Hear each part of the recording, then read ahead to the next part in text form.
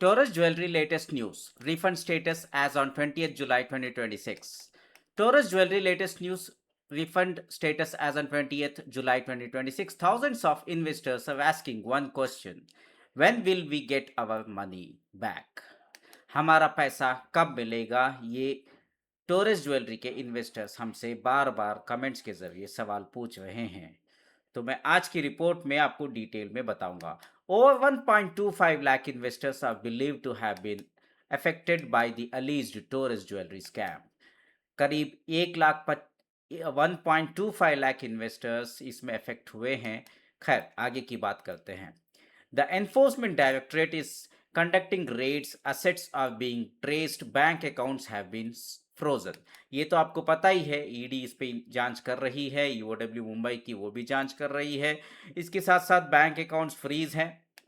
An international extradition has been approved, but despite all these developments, has the refund process actually started? क्या refund start हुआ है? ये सबसे बड़ा सवाल टोरस ज्वेलरी के इन्वेस्टर्स हमसे कमेंट्स में पूछ रहे हैं।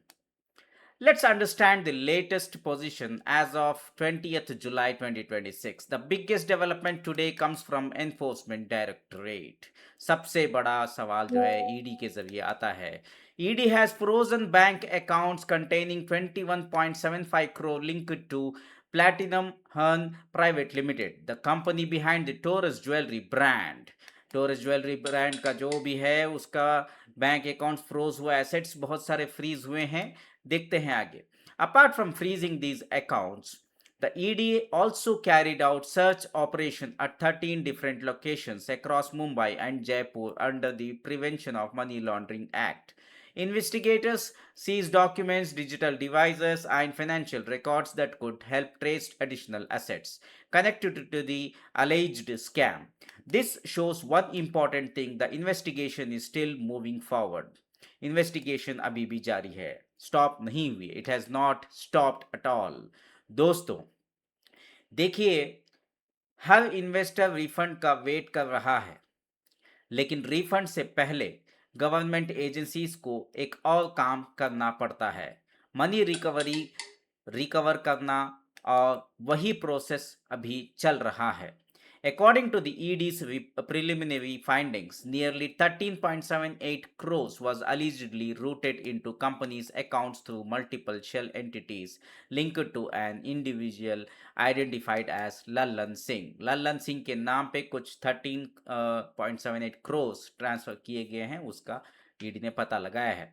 Investigators believe these funds were used during the early stages to establish the company's business operations. This is important because financial investigators are not just looking for one bank account, they are trying to identify the complete money trail.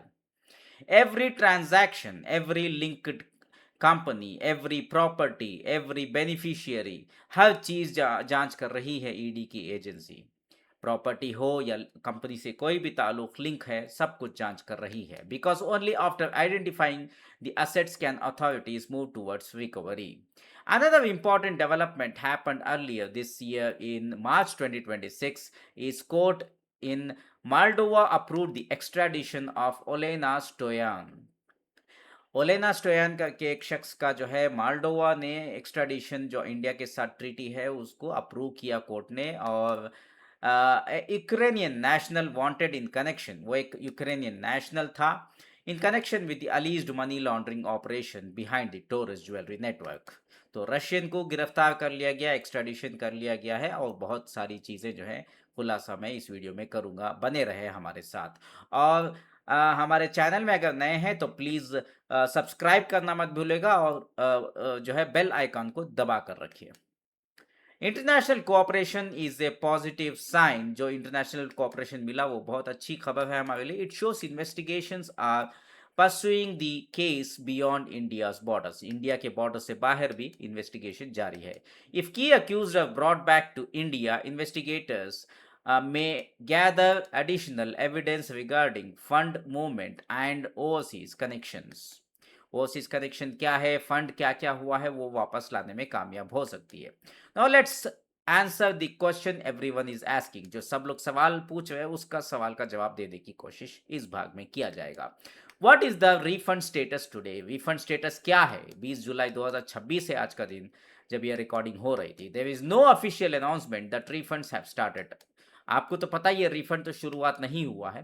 There is also no officially declared scheduled for distributing money to investors at present.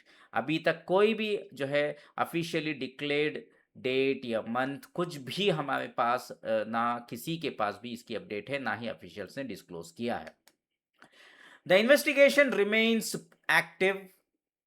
Assets are still being identified, bank accounts are being frozen, financial records are being examined. सब कुछ जो है अभी भी जो है जांच पड़ताल जारी है, बैंक अकाउंट्स फ्रोजन है, assets आइडेंटिफाई किए जा रहे हैं, which means the case is still in the asset recovery stage. अभी भी जो है एसेट्स को पैसा को रिकवर करने की कोशिश में लगी हुई है, not the refund distribution stage. अभी तक कोई भी जो है डिस्ट्रीब्यूशन स्टेज पे नहीं आया है, वक्त लग सकता है। अभी हीरा गोल्ड के ताल्लुक से अगर देखा जाए आईएमए का 8 साल लग गए थे लोगों को पैसा मिलते मिलते। अभी आईएमए के इन्वेस्टरों को 3 मरतबा पैसा मिला है थोड़ा थोड़ा करके, लेकिन हीरा गोल्ड का अभी तक रिफंड स्टार्ट नहीं हुआ है, लेकिन उम्मीद है कि बहुत जल्द स्टार्ट हो जाएगा दोस्तों। और यही डिफरेंस बहुत लोग समझ नहीं पाते हैं। ये जो है डिफरेंस समझ नहीं पाते लोग, बस सवाल करते हैं। ठीक है, कोई बात नहीं, आगे देखते हैं। इन्वेस्टिगेशन अलग होती है, रिफंड प्रोसेस अलग होता है। पहले एजेंसीज को असेट्स आइडेंटिफाई करनी होती है, फिर कोर्ट्स के ऑर्डर्स आते ही उसके बाद ही रिफंड मैकेनिज्म स्टार्ट होता है। ये क्लियर है आपको? Many investors have been asking me another important question. Should we wait silently? क्या हमें साइलेंटली वेट करना है? ये सवाल बहुत सारे लोग पूछते हैं। My advice is simple, no, नहीं। आपको ऐसे खाली बैठे रहेंगे या कमेंट्स करते बैठेंगे, यूट्यूब या व्हाट्सएप पे सवाल करेंगे, इससे फ़ायदा नहीं होगा। You should remain informed. आपको इन्फॉर्मेशन मिलते रहनी चाहिए, केस के स्टेटस को फॉलोअप करते रहना चाहिए। Keep all your investment document safely. अपने डॉक्यूमेंट्स को सेफ रखिए। Maintain copies of receipts, payment proofs, identify documents, bank records. हाँ, बैंक रिकॉर्ड से याद आया, बैंक स्टेटमेंट कभी कभी जो है लास्ट मोमेंट में अगर 2-3 साल अगर के बाद रिफंड स्टार्ट होगा, तब अगर बैंक स्टेटमेंट का प्रूफ मांगा जाएगा, हो सकता है कि आपके अकाउंट बंद हो गया होगा, या बैंक अकाउंट वाले आपको जो है बैंक स्टेटमेंट देने से मना कर दे। क्योंकि ऐसा होता है अक्सर, आईएमए में भी हुआ है, हीरा में भी हुआ है। तो 2-3 साल लग जाते हैं, तो वो पुराने बैंक स्टेटमेंट्स देने में नाकामयाब हो जाते हैं। तो इसलिए अभी से स्टेटमेंट रखिए तैयार। कम्युनिकेशन रिसीव, जो भी कम्युनिकेशन आपको मिला है from the company, because which whenever any official claim process begins, documentation becomes extremely important। Document बहुत इंपॉर्टेंट हो जाता है। we have already seen this in other financial fraud cases। investors with proper records usually find it easier to establish their claim। जिसके पास records clean है उनको refund मिलने से कोई रोक नहीं सकता, आराम से आप रिफंड प्रोसेस कंप्लीट कर सकते हैं। The Taurus jewelry case also reminds us of another important lesson. The alleged business model promised usually attractive weekly returns. Investigators allege that investors are offered returns ranging from 2% to 9% every week। हर हफ्ता जो है 2 से 9% दिया जाता था। इसी लालच में लोग इन्वेस्ट करके फंस गए। लग्जरी रिवार्ड्स देते थे, कार्स का ऑफर रहता था, एक्सपेंसिव मोबाइल फोन्स देते थे, रेफरल इंसेंटिव्स देते थे। These offers encouraged many people to bring friends and relatives into the network. बहुत सारे लोग रिलेटिव्स को, फ्रेंड्स को भी जो है इसमें फंसा दिए, जो उनको नहीं मालूम था। अनफॉर्चुनेटली यही हुआ है। This is a common pattern seen in many alleged Ponzi and pyramid style schemes. Whenever returns appear unusually high, investors should become extra cautious। ये याद रखिए, नेक्स्ट टाइम कभी भी ऐसी कंपनियां आपको लालच दिखाती हैं तो ऐसे कंपनियों में कभी पैसा मत इन्वेस्ट करिए। दोस्तों, एक सिंपल रूल याद रखिए, अगर कोई इन्वेस्टमेंट गारंटीड हाई रिटर्न्स दे और नए मेंबर्स लाने पर रिवार्ड्स दें, तो इन्वेस्ट करने से पहले इंडिपेंडेंट वेरिफिकेशन ज़रूर कीजिए।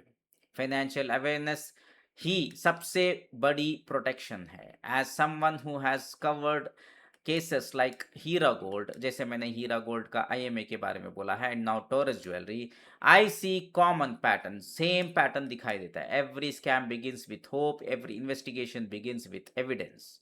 सब में एविडेंस होना चाहिए, होप होता है। And every refund process begins with asset recovery. Asset recover होना, प्रॉपर्टीज, पैसा रिकवर होना बहुत जरूरी है। That is why today's ED action is important.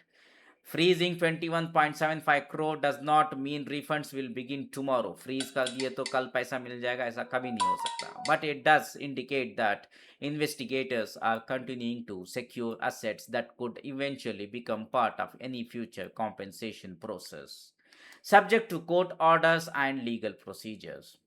So, what should investors watch in the coming weeks? There are four important developments. One, first, whether the ED identifies and attached more assets. Second, whether additional arrests or questioning take place. Third, whether courts issue further directions regarding seized properties and funds.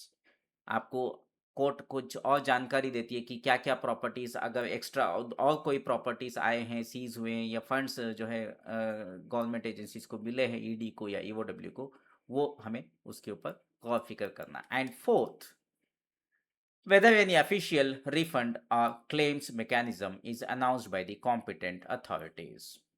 क्या competent authority ने कोई official announcement दिया है कि पैसा देना शुरू हुआ है? Until then, जब तब तक जो है, investors should avoid rumors on WhatsApp and social media, follow official updates, rely on verified information and keep all investment records ready. अपने रिकॉर्ड्स को रेडी करिए। जब तक एजेंसीज के जरिए या कोर्ट के जरिए ऑर्डर नहीं आ जाता, आपको इंतजार करना है, थोड़ा बहुत फॉलोअप करना बहुत ज़रूरी है।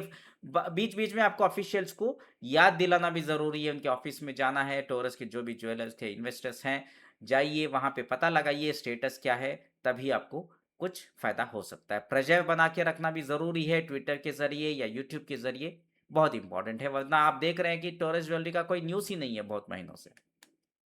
Today's action is encouraging because the investigation is progressing. But we must also remain realistic.